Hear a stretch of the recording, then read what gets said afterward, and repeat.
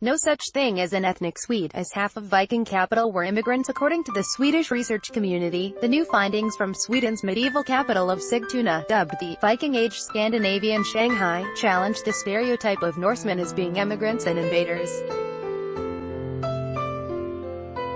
No fewer than half of the population of the Viking town of Sigtuna were immigrants, a new DNA analysis of human remains dating from the 10th to the 12th century has shown.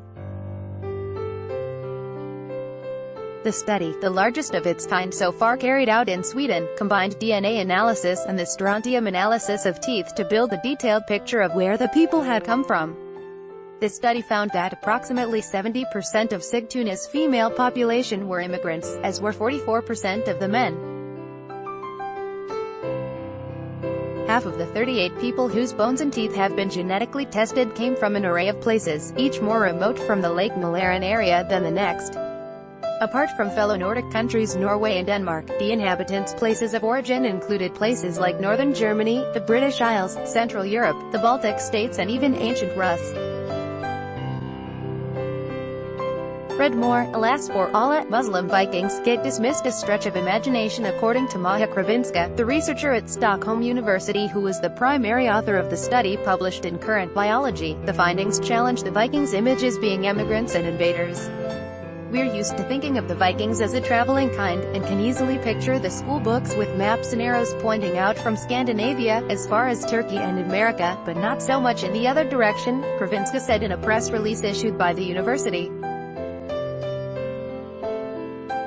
Anders Götherström, the professor of molecular archaeology at Stockholm University, described Sigtuna, which during the Viking Age was a prominent settlement roughly the same size as contemporary European capitals, as a Scandinavian Shanghai or London. Anyone who wanted to do something, to work their way up in the church or in politics were first forced to come to Sigtuna, Götherström said.